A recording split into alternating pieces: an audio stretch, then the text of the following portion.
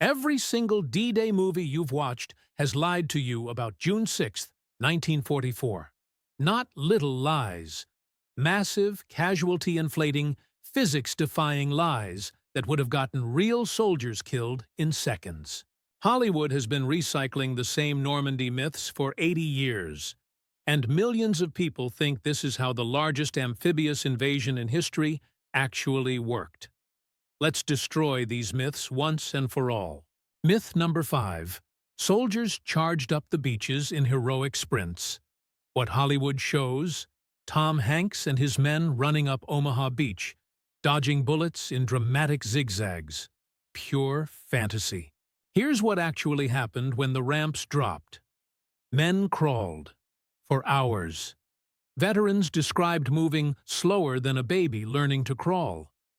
The distance from water to seawall on Omaha? 300 to 400 yards. Most soldiers took 3 to 4 hours to cross it. That's about 100 yards per hour. Walking speed of a 90-year-old with a bad hip. Real beach assaults happened in prone position. Soldiers pushed their equipment ahead of them through wet sand that weighed 15 pounds per cubic foot when waterlogged. One ranger described it: "We moved forward on our bellies like worms. Stand up? That was suicide. We measured progress in feet per hour, not yards per minute." Veterans reported the only men who ran on D-Day were dead men, knocked backward by impacts. Myth number 4. Machine guns were the primary killers. Hollywood loves showing MG-42s, Hitler's buzzsaw, mowing down waves of soldiers. Reality check? Mortars killed 60% of D-Day casualties. Not machine guns, not rifles. Mortars. The German 8-centimeter Granatwerfer 34 dropped shells at 70-degree angles behind any cover. One veteran testified, "The machine guns kept us pinned, but the mortars did the killing." Each mortar team could put 20 rounds per minute into areas the size of tennis courts. Real combat reports show German defenders had pre-registered every square meter of beach into numbered zones. When observers spotted Americans in Zone 7, mortars instantly dropped into pre-calculated coordinates. No aiming required. A captured German officer explained, "We didn't need to see you. We knew exactly where you had to go. Mathematics, not marksmanship." But try showing mathematics in a blockbuster. Myth number 3. Clear objectives and communication existed.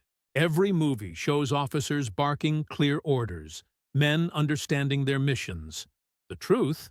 Total chaos. Radio frequencies were compromised within 10 minutes.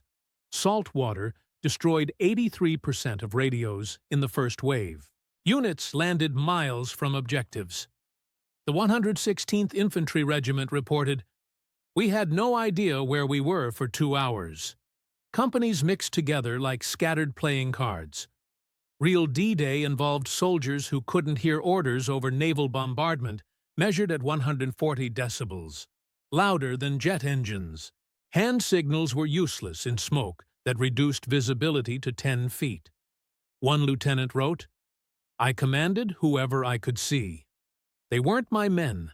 I didn't know their names. We just shot at muzzle flashes and hoped."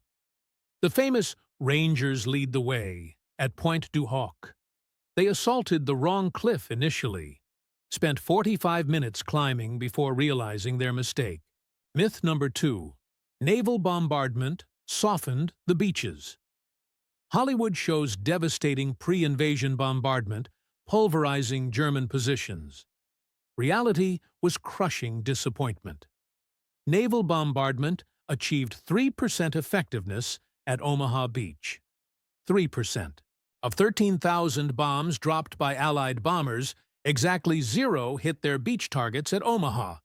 They overshot by up to 3 miles, killing French cows instead of German defenders. The USS Texas fired 600 14-inch shells. Post-battle analysis found 10 confirmed German positions destroyed by naval gunfire. Real German bunkers had walls 8 feet thick, designed to withstand 1,000-pound shells. Allied planners knew this, but invaded anyway. A German machine gunner later said, "Your bombardment was impressive fireworks.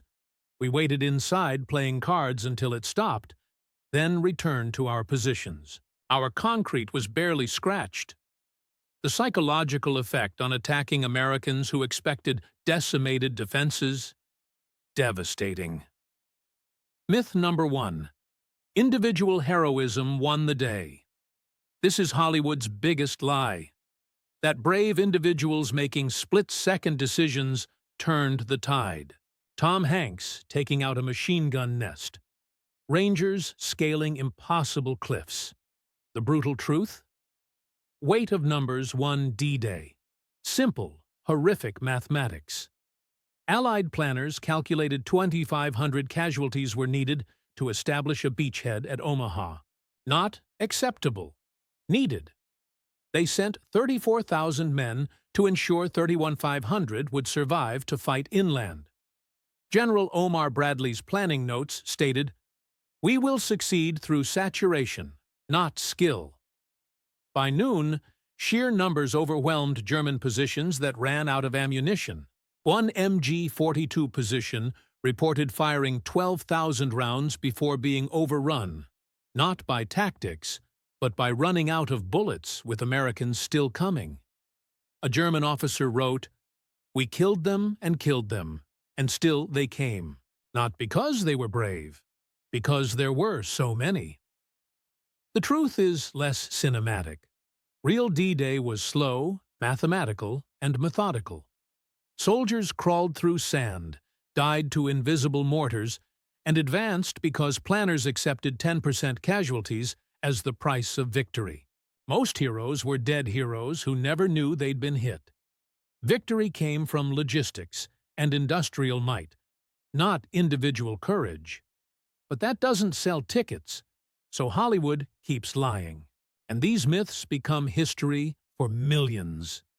The real story of D-Day, the mathematics of sacrifice, the psychology of chaos, the reality of industrial warfare, that's far more terrifying than Hollywood's version. It just doesn't explode as nicely on screen.